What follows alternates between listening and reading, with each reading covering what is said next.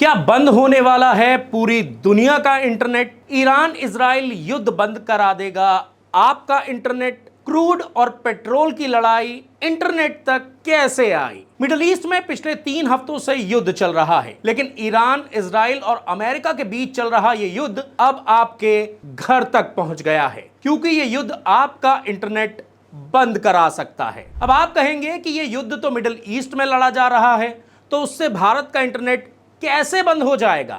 लेकिन ऐसा हो सकता है। अमेरिका, इजराइल और ईरान के बीच चल रही जंग अब तीसरे हफ्ते में पहुंच गई है। अभी तक दुनिया सिर्फ पेट्रोल और डीजल की कीमतों को लेकर डरी हुई थी, लेकिन अब एक नया और उससे भी बड़ा खतरा सामने आया है, और वो ये है ग्लोबल इंटरनेट ब्लैकआउट का। पूरी दुनिया के इंटरनेट की लाइफलाइन खतरे में है। हम आपको इस वीडियो में बताएंगे कि कैसे पूरी दुनिया का इंटरनेट खतरे में है।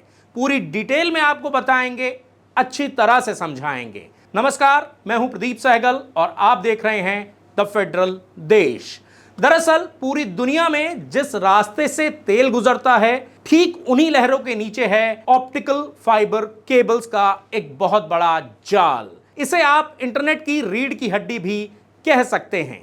आपके ईमेल, वीडियो कॉल, बैंक के लेन देन और यहां तक कि एआई के बड़े से बड़े काम भी इन्हीं केबल्स के भरोसे चलते हैं। अकेले रेड सी से ही 17 ऐसी केबल्स गुजरती हैं जो यूरोप, एशिया और अफ्रीका को जोड़ती हैं।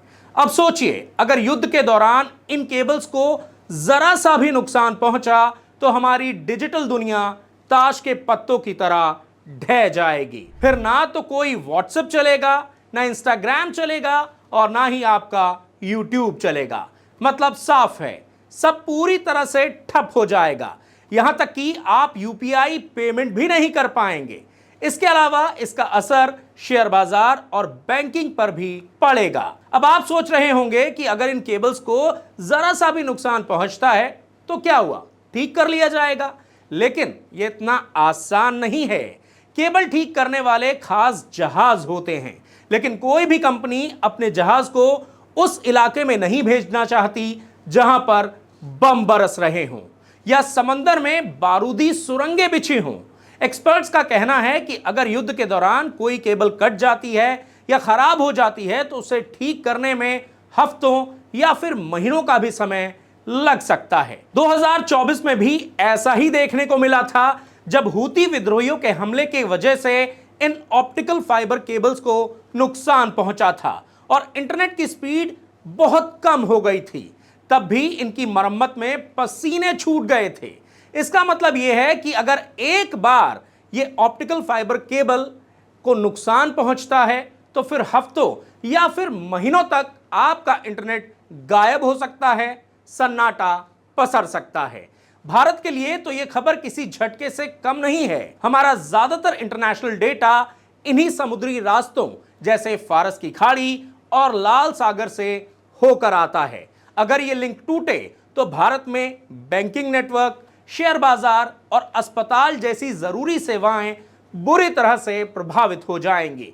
इंटरनेट की स्पीड इतनी धीमी हो जाएगी कि जरा सा काम करने में घंटों का समय लगेगा। एक और डराने वाली बात यह है कि स्ट्रेट ऑफ हॉर्मुज जैसे इलाकों में समुद्र ज्यादा गहरा नहीं है।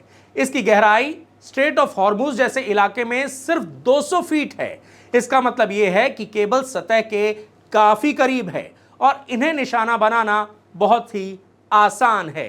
ईरान के पास ऐसी तकनीक है जो पानी के अंदर जाकर इन केबल्स को नुकसान पहुंचा सकती है। इन केबल्स को नुकसान पहुंचने का मतलब है ग्लोबल इंटरनेट ब्लैकआउट। यह युद्ध अब सिर्फ जमीन और आसमान तक सीमित नहीं रहा, यह गहरे समंदर के नीचे हमारी डिजिटल लाइफलाइन तक पहुंच चुका है। फिलहाल इंटरनेट चल रहा है, लेकिन बारूद की गंध ने पूरी डिजिटल दुनिया की सांसें अटका दी हैं।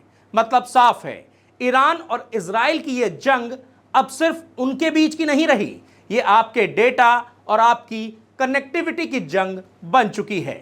डिजिटल इंडिया का सपना देखने वाले हमारे जैसे देशों के लिए यह एक अलार्म बेल है।